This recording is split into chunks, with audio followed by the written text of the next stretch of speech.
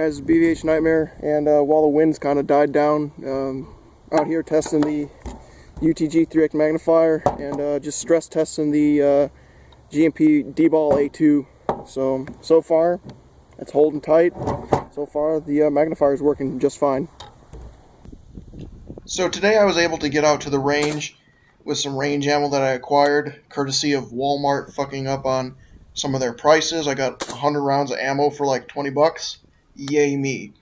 But anyways, back on topic. I was able to get out to the range today and shoot approximately about 50-75 rounds through the AR to test out the magnifier and the G&P laser. When I got to the range, I reconfirmed my zero. It was actually off by about 2 inches, so I reconfirmed my zero. And then I ran the magnifier and the laser through a couple battery of tests. Mostly the tests were for the magnifier. I just stress tested the laser to see if it would actually stay on the weapon. Here's that 25-yard sight-in target. As you can see, the top 3 rounds on the 25-yard sight-in target were way high of what I wanted. As you can see, the bottom cluster right in the center was a cluster of 4 and then a cluster of 5.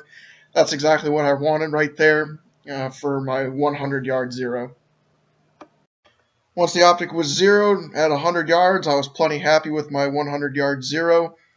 As you can also see here, there's 2 groups at this 100 yards. Take note of that. That will come up later in the video with an explanation. Once I was happy with the 100-yard zero, I ran the rifle and the optics through a battery of tests. A couple were with the optic down and, flipping between the optic coming up and the optic going down, or leaving it down or leaving it up. When I left the optic in the flip to side position, I did not have any brass strikes to the optic, which is a good thing. Magpul mag, you have failed me.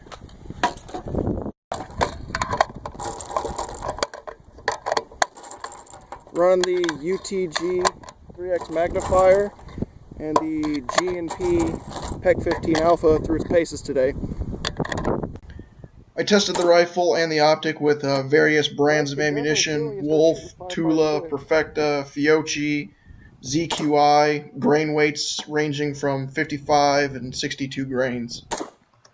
My reasoning for testing with 5.56 and 223 is 5.56 is a hotter load than 223 spec ammo. Gives a little bit hotter recoil impulse, and maybe that might be the thing that, breaks the horse's back.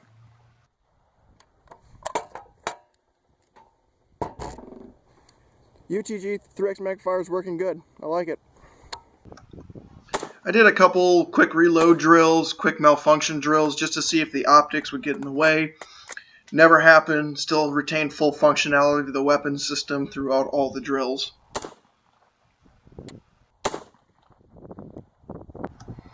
The flip to side feature stayed strong. It didn't loosen or get wobbly or anything.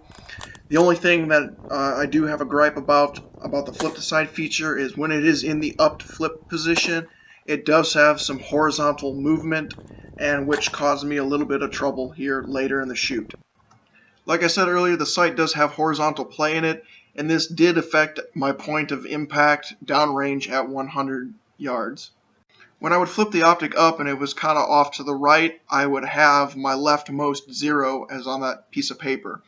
When I would push it up to its full upmost vertical position, I would actually get my center zero that I have on the target. Right now, this is the only flaw I can find in the UTG 3X magnifier. Overall, it doesn't bother me that much. The point of impact doesn't change that much at 100 yards, and it's still minute of man, which is plenty accurate for me with the rifle setup I have.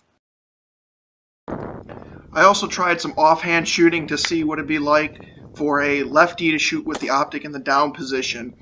This wasn't a problem. I had both eyes open during this shooting stage, and I was able to see over the top of the optic plenty fine. Overall, I'm pretty happy with my buy of the UTG 3X magnifier and the G&P dual laser illuminator. I didn't get to cover the laser very much in this video because I really couldn't test it today. I didn't have any nods on me, and the lighting was weird, so I wasn't able to see much of the laser. But overall, the laser held strong onto the rail. It didn't move, didn't budge, didn't come loose. The magnifier did the same, held its QD mount held firm. The only problem, like I said, was that little bit of horizontal play in the optic, which to me isn't that much of a big deal. Unfortunately, the range that I go to does have a 2-round per 3-second limit, so I wasn't able to get on the gun and do a mag dump to see if, the rattling or something could cause the optics to come loose. In my opinion, it won't. Both are held very securely by their QD mounts, and if put on properly, you're not going to have any problems with them. Overall, I'm very happy with the performance of the magnifier and the PEQ. Both were money well spent, and they do have a permanent place on my rifle from now on. As always, this has been BVH Nightmare. If you liked the video, like, comment, subscribe, give me a heads up of what you'd like to see. As always, peace.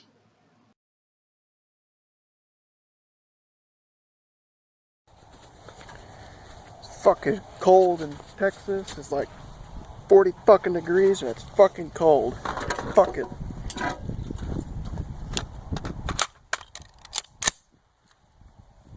Fucking tactical shit right there.